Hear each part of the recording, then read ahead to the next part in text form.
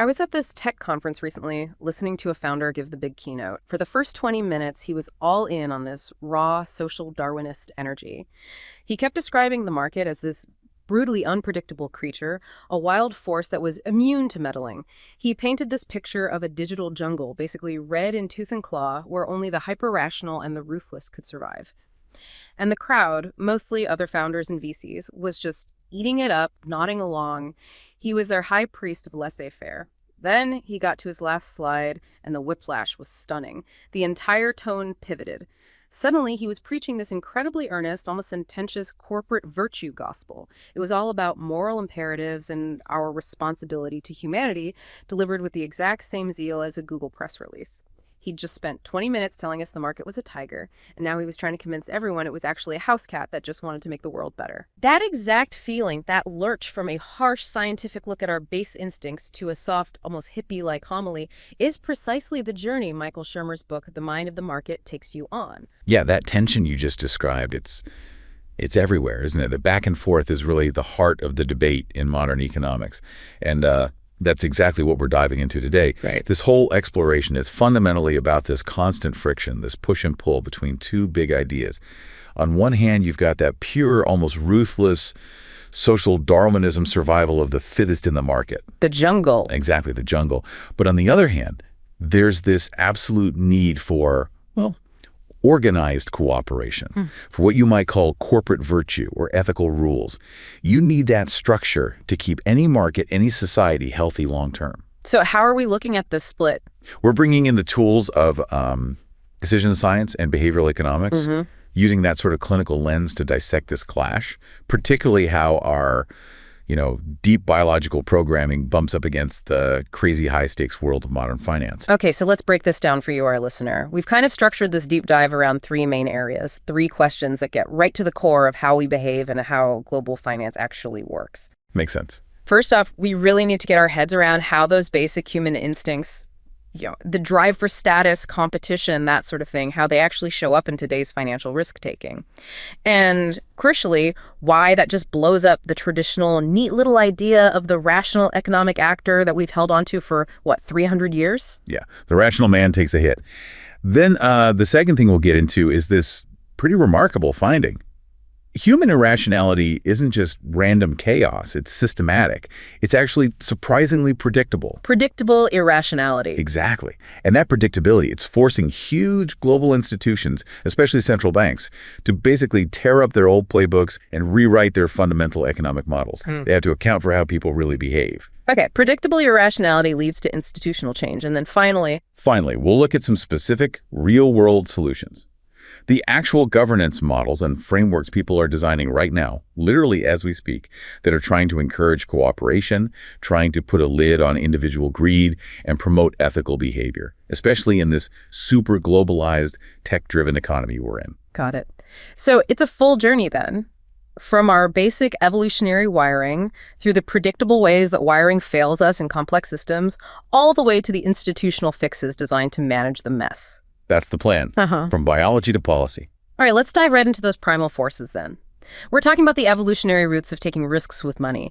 And honestly, the science coming out here it's really shaking up how we think about finance. So the big question we need to explore first is, how does the inherent human drive for status and resource acquisition, shaped by evolutionary pressures, manifest in modern financial market speculation and investment bubbles? And what are the implications for regulatory oversight? Well, what's really compelling, I think, is the sheer amount of evidence coming from evolutionary psychology.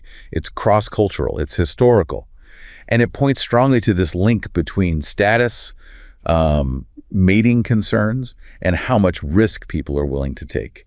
This seems particularly strong in males. So it's not just a cultural overlay, it's deeper. It seems to be. I mean, if you look across different societies, different points in history, the studies consistently find this positive, measurable link between a man's wealth, his socioeconomic status, and, well, his reproductive success, how many offspring he has. Okay, so on a really fundamental, almost biological level, getting wealthy and showing it off isn't just about being comfortable. It's an ancient signal, right? A status signal baked into our operating system. Absolutely. It's deeply ingrained. And this need for status often plays out through something researchers call costly signaling. Costly signal? Yeah, basically showing off in ways that are expensive or difficult, proving you have resources to burn.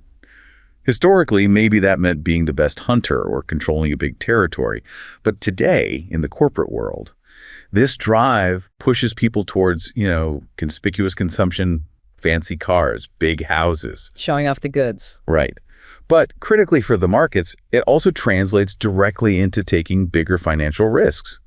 Studies show that when people, especially men, are put in situations that trigger thoughts about mating or competing for status, they become significantly more tolerant of risk. They actually prefer riskier options. Okay, so take that idea out of the psychology lab and drop it into the executive suite, the C-suite. Are we saying we see measurable effects there? Effects that maybe have less to do with a rational spreadsheet analysis of shareholder value? That's where it gets really interesting and where it directly challenges that rational agent idea. We have solid research now showing that this drive, this basic instinct, connect to managerial risk based on something incredibly personal: marital status. Marital status, really? Yes. It sounds almost unbelievable, but significant studies have shown that single CEOs tend to exhibit substantially higher risk-taking behavior compared to their married counterparts. Wow. And how does that show up, like, in the company's actions? It's not subtle. It shows up as systematically higher levels of total investment by the company and also more net acquisitions, basically, buying other companies more aggressively.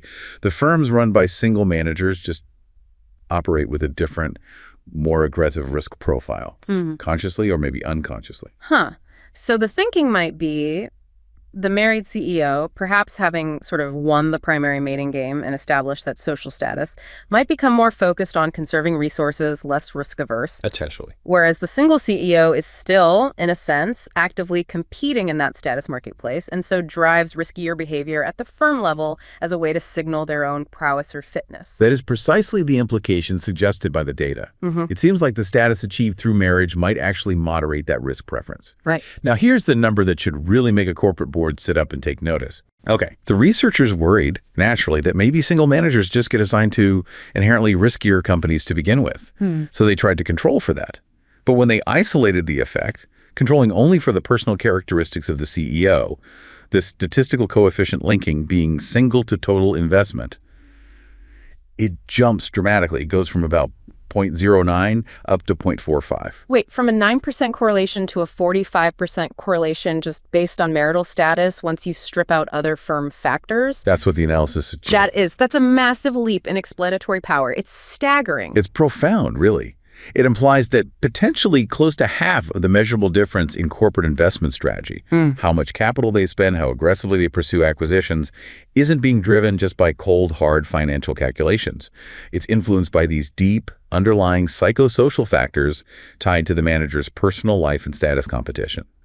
The single manager seems inherently inclined to take on more risk, regardless of the firm's official stance. Okay, this throws a huge wrench into governance and regulation, doesn't it? I mean, if investment risk is tied to something as seemingly non-rational from a purely business perspective, as whether the CEO is married, should boards even be tracking this? It suggests the whole idea of a purely rational, objective leader making purely objective decisions is, well, maybe a dangerous assumption. It forces us to confront the very foundations of how we think about corporate governance. If major investment choices are partly driven by our evolutionary programming, not just maximizing profit or utility, then the traditional way we think about the principal-agent problem, aligning manager incentives with shareholder interests, start to break down. Because the agent, the manager, has other goals. Exactly. Boards have to acknowledge that the manager isn't just maximizing the firm's value on paper. They might also be, unconsciously perhaps, maximizing their own biological imperative for status. And that means oversight needs to look beyond just the financial spreadsheets. It has to consider the behavioral vulnerabilities, the human element right at the top. So if the rational economic man is largely a myth, and the C-suite might be influenced by these deeper status-seeking drives, then we absolutely have to grapple with the reality of how humans actually make decisions, which means facing up to our predictable irrationality. Right. And this isn't just about people making random mistakes here and there. That would just be noise. The key insight from behavioral economics is that these errors are systematic.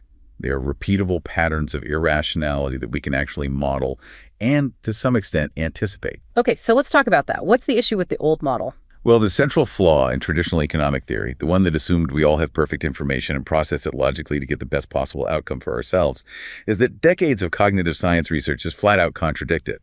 We now have piles of evidence for what are called cognitive biases. Right, biases. Yep. Mental shortcuts. Exactly. Systematic errors in thinking, or mental shortcuts heuristics, that basically govern our judgments and decisions, especially when things get complicated, stressful, or uncertain. They're like bugs in our mental software. But crucially, they're predictable bugs. Okay, let's dig into some of the big ones, because these biases are really the engines driving a lot of market volatility and, frankly, market failures. Maybe start with the way we handle gains versus losses. That seems fundamental. Ah, yes, framing and loss aversion. This is classic Kahneman and Tversky work. The core idea is that people are way more sensitive to losses than to equivalent gains. It hurts more to lose $100 than it feels good to find $100. Much more. Often psychologically 2 or 3 times more intense. And this asymmetry means that how you frame a choice, whether you present it as a potential loss or potential gain, can completely change the decision someone makes, even if the underlying outcomes are identical. Frame it as a loss, and people often behave differently, sometimes taking more risks to avoid that loss. You see this in investing all the time, right? Someone holds onto a stock that's cratered, lost 50%. Yep. Refusing to sell and accept the loss, even though maybe the rational move is to cut their losses and reinvest what's left somewhere else, they're avoiding the psychological pain of realizing that loss. It's a textbook example. That inertia is driven purely by loss aversion. And this bias isn't just about money. It shows up everywhere.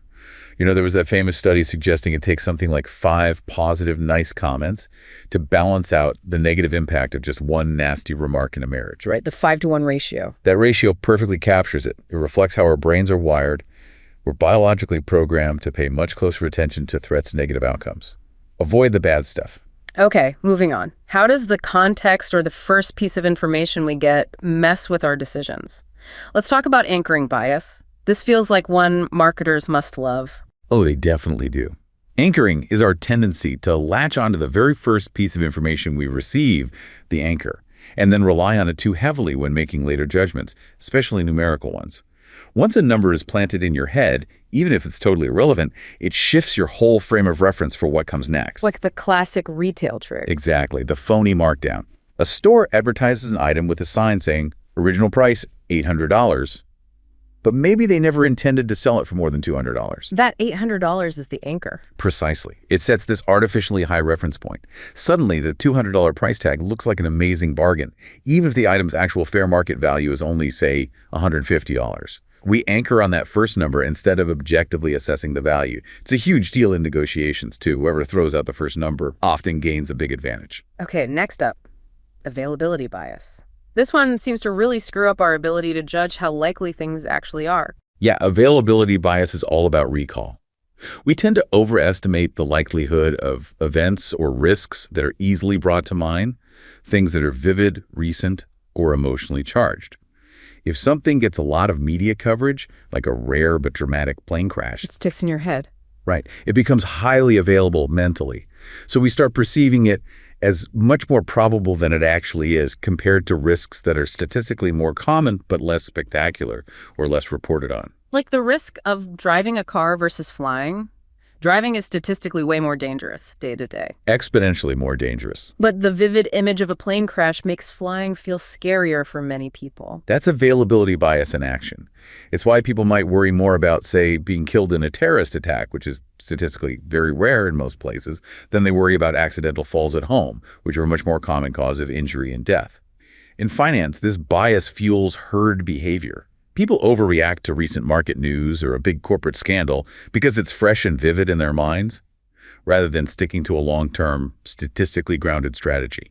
Okay, let's touch on a bias that seems really relevant to ethical breakdowns in companies, especially given the opening story about corporate virtue versus raw competition.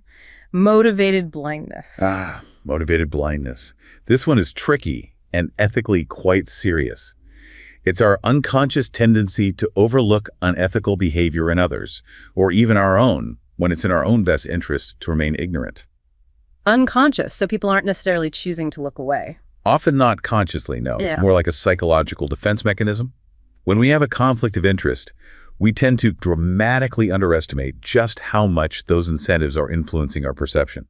We become motivated not to see the uncomfortable truth because seeing it would harm us in some way, threaten our job, our bonus, our reputation, the stability we rely on. And this is crucial for understanding how big systemic ethical failures can happen, right? It might not always be a few bad apples actively conspiring. It can be a lot of people just passively not asking the tough questions because the answers might be too costly for them personally. Precisely. It's often a failure of omission, driven by the situation and self-interest. This was clearly documented as a major contributing factor in the lead-up to the 2008 financial crisis. You had auditors, rating agencies, even executives within financial firms. It was just incredibly convenient for them not to see the enormous risks building up in the system because questioning those risks threatened the huge fees and bonuses they were collecting. When the system rewards ignorance, the mind obliges by becoming blind. Chilling. Okay, how about zero-risk bias? This sounds like something politicians might fall prey to, wanting to declare total victory over some perceived threat. Yes, that's a good way to think about it. The zero-risk bias is this irrational preference we have for eliminating a small risk completely, rather than taking steps that would achieve a much larger overall risk reduction, but still leave some residual risk. We seem to crave the certainty of zero, even if it's inefficient. We spend disproportionate resources to get one small risk down to absolute zero. Instead of maybe spending less money to significantly reduce a much bigger, more probable risk, but not eliminate it entirely, it gives this illusion of total control and safety in one specific area, even if it makes no sense from a broader cost-benefit perspective. Can you give a business example, maybe avoiding the health ones, which can be sensitive? Sure. Imagine a large company facing two distinct problems. Problem A is a minor but persistent data security vulnerability. Let's say it has a 1% chance each year of causing a $100,000 loss. Problem B is a looming major structural issue in their supply chain. Let's say there's an 80% chance it could cause a massive $50 million disruption if it fails. Okay, big difference in scale and probability. Right.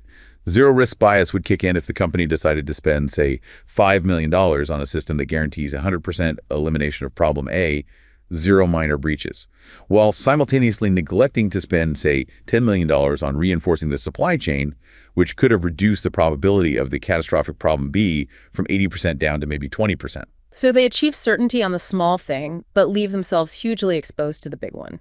Exactly. The emotional appeal, the psychological comfort of getting that one risk down to zero, overrides the more logical approach of maximizing the overall reduction in expected losses across all risks. That makes perfect sense. It's the feeling of complete control. All right, one more major bias to cover.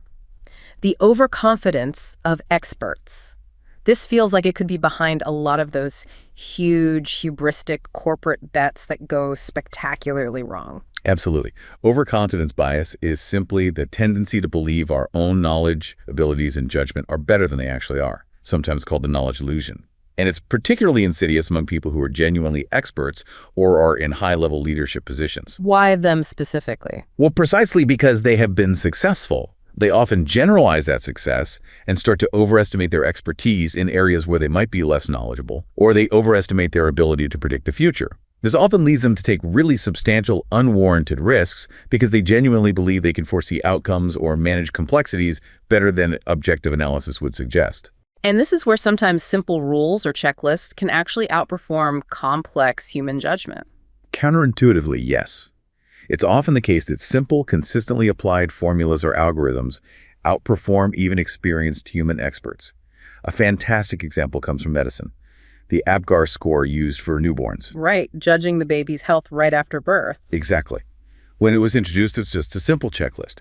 Rate the baby on 5 criteria: appearance, pulse, grimace, activity, respiration. Each gets a score of 0, 1, or 2. Total score out of 10. Many experienced doctors initially resisted it. They felt their nuanced clinical judgment, their intuition built over years, was far superior to this crude checklist. But the checklist proved better. Dramatically so. By forcing a consistent evaluation of key predictors without the biases that affect human judgment, things like fatigue, recent experiences, focusing too much on one unusual sign, the APGAR score proved incredibly reliable and has been credited with saving thousands of lives by standardizing assessment. That's really humbling, isn't it? The idea that in a high-stakes situation, the complex human mind, even an expert one, can be less reliable than a simple structured process. Does this suggest the future role of managers might shift more towards overseeing the algorithms and managing the human side, rather than relying purely on their own predictive gut feelings? It certainly points in that direction. It suggests that relying solely on intuition, even expert intuition, is inherently risky. We need structured decision processes, checklists, algorithms, precisely because we are systematically prone to biases like overconfidence, angering, and wishful thinking. We're just not as good at objectively weighting information and resisting illusory patterns as we like to believe. Okay, so this mounting evidence, this profound and predictable failure of the purely rational model, it simply has to change how major institutions function, right? Which brings us scarily to policy adaptation. Given all this proof of systematic irrationality, how are big players like central banks and our broader governance frameworks actually adapting their models and approaches? This is really where behavioral economics moves out of the lab and into the real world, into the engine room of global economic policy. The research is becoming incredibly valuable for policymakers because it provides strong theoretical support for the idea that, yes, monetary policy can and probably should actively try to stabilize the real economy in the short run. Which is a break from older ideas. It's a significant break from some of the older, more purely rational expectation schools of thought that suggested policy interventions were often ineffective or even counterproductive because rational agents would anticipate and neutralize them. Behavioral insights give central banks more justification for active management. Okay, let's zoom in on a major player like the U.S. Federal Reserve. How are they actually weaving these, very human psychological insights into their incredibly complex models and decision-making? Well, the Fed isn't just talking about it. They are actively incorporating these ideas. For instance, when they analyzed why inflation stayed surprisingly low in the U.S. during the late 1990s, despite strong growth, they explicitly credited behavioral factors. Part of their explanation involved faster-than-expected productivity growth influencing the short-run narrower U. Narrower U, that's the non-accelerating inflation rate of unemployment, the theoretical floor for unemployment before inflation takes off. Exactly. The idea was that if productivity is surging, perhaps due to tech adoption, the economy can actually run a bit hotter with lower unemployment before hitting that inflationary speed limit. That's a subtly behavioral insight acknowledging that the economy isn't just a static machine. And are the core models themselves changing to reflect this less than perfectly rational actor? Yes, absolutely. For example, the Fed's main forecasting model, the big one known as FRBUS, doesn't always assume that economic agents form their expectations in that perfectly rational, model-consistent way anymore. What does that mean, model consistent? That's the old rational expectations idea, that people in the economy perfectly understand the true economic model, the Fed's model, essentially, and base all their decisions on that perfect understanding. It's a very high bar for rationality. Okay, so what does FRBUS do instead sometimes? Sometimes, the model assumes agents form their expectations using what are called reduced form vector autoregressions. Now, that sounds technical. Yeah, little. But the philosophical shift is huge. It basically means the model accepts that people are imperfect. They don't have perfect knowledge of the whole economic system. Instead, they look at recent history, recent inflation, recent growth, and they form expectations based on the patterns they observe, not on some flawless internal model of how the Fed works. Admitting this imperfect, backward-looking way people form expectations is a core behavioral adaptation built right into the Fed's main forecasting tool. And if people are imperfect information processors, then how the Fed communicates becomes incredibly important, right? If people don't understand or believe what the central bank is trying to do, the policy itself might fizzle. Precisely. The importance of central bank credibility and clear communication gets massively amplified when you look through a behavioral lens. Policymakers understand that if inflation expectations are well anchored, meaning people generally trust the central bank to keep inflation low and stable, as they largely have in the U.S. since the Volcker era in the 80s, it significantly reduces this sacrifice ratio. Okay, break down sacrifice ratio for us, simple terms. The sacrifice ratio is basically the economic cost, usually measured in lost output or higher unemployment that the economy has to endure to bring inflation down by 1 percentage point. So a high ratio means it's very painful to fight inflation. Exactly. If people don't trust the central bank, when the bank tries to cool the economy, people might keep demanding high wage increases or charging higher prices because they expect inflation to stay high. That makes the bank have to clamp down even harder, causing more economic pain, a high sacrifice ratio.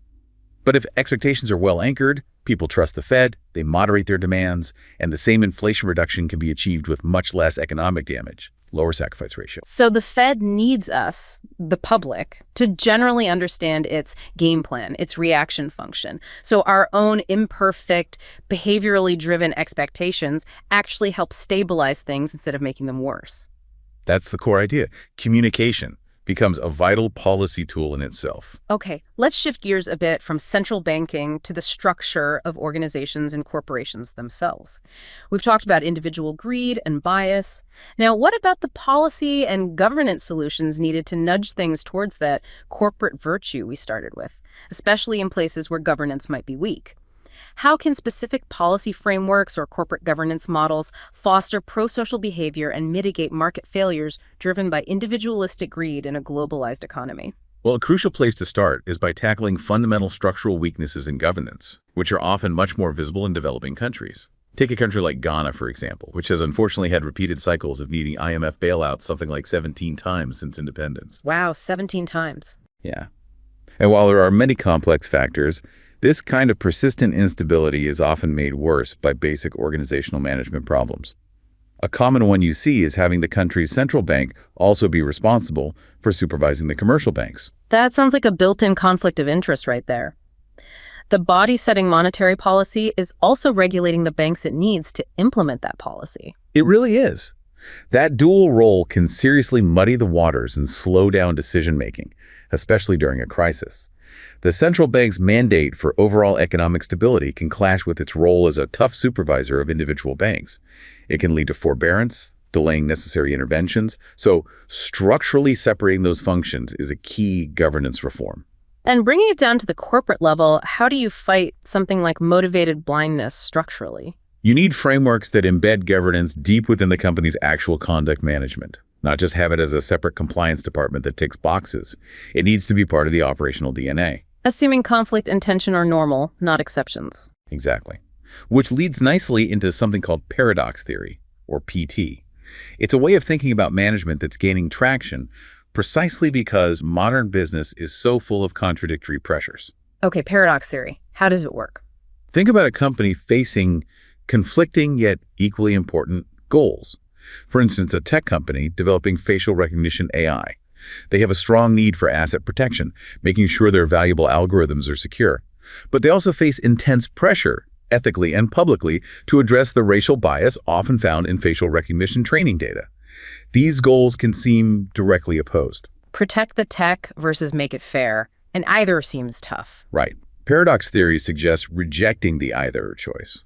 Instead, the firm should consciously manage the tension between these necessary but conflicting goals using a both-hand approach. Acknowledge the paradox is real and enduring, and actively work to navigate the tension, striving for both asset protection and fairness, rather than sacrificing one for the other. So embrace the contradiction, manage the tension continuously. That's the core management shift. It stops the company from lurching between priorities and helps it tackle these messy, complex, modern issues more effectively. And beyond managing paradoxes, fostering genuine internal cooperation is just non-negotiable now. How so? In areas like project management, for example, the focus is shifting. It's not just about hitting deadlines and budgets. There's a growing emphasis on synergy ensuring really good working relationships, not just internally among employees, but crucially also with suppliers. Moving beyond just transactional relationships. Absolutely. It's about shifting from seeing everything as individual tasks to understanding the whole thing as an interconnected company mission. Simple things, like consistently paying your suppliers on time, are just operational details. They build trust, foster better long-term relationships, and that relational strength is empirically linked to better project outcomes and overall company success. The relationship itself becomes a strategic asset. That makes sense. Now, we also have to talk about governance in the digital age, especially around data. It feels like the conversation about privacy is changing. Maybe less about if data is collected and more about how it's used. That really seems to be the crucial evolution, yes. While the sheer volume of data being collected is obviously a background concern, recent surveys, like those among students, suggest that the bigger fear, the more serious perceived threat, is the abuse or the illegal use of that personal data. So not the collection, but the weaponization, almost. You could put it that way. Think about it. Major digital platforms hold incredibly sensitive private information. Our buying habits, our social connections, our political leanings, maybe even inferred psychological vulnerabilities based on our online behavior. The real risk emerges if that data gets awakened, as some put it, and used improperly for targeted manipulation during elections, for blackmail, for sophisticated social engineering, or harassment. So governance needs to shift focus. It needs to move beyond just regulating the collection mechanisms like consent forms towards much tougher regulation and enforcement around the intent and application of the insights derived from that data, policing the actions taken based on the data, not just the gathering of it. Okay, that's a big challenge. Finally, given all these human biases we've discussed, overconfidence, anchoring, etc., how are companies using technology itself to try and overcome these inherent decision-making flaws? One key approach is the increasing reliance on decision support systems, or DSS. Tools like the Analytic Hierarchy Process, AHP, are really valuable here. AHP, what does that do? AHP is basically a structured technique to help rationalize complex decisions, especially when you have limited resources and you're weighing factors that include both hard numbers and fuzzy, intangible things. It helps establish priorities based on mathematics, forcing consistency and overcoming individual gut feelings or biases. Can you give us a practical example? How would AHP work in a real scenario? Sure. Imagine a public transit authority, like maybe Boston's MBTA, trying to decide how best to allocate funds to deal with different climate change risks, sea level rise, extreme heat impacting tracks, etc. They need to rank their response options. Okay, lots of factors there. Right. You've got quantifiable costs, like building a seawall. Right. But you also have highly intangible factors. Yeah. The impact of service disruptions on riders, potential harm to staff safety during extreme weather, damage to the agency's reputation if they fail to act. It's hard to put a precise dollar value on those. So how does AHP help structure that mess? It breaks the problem down into a hierarchy goal, criteria, sub-criteria, alternatives.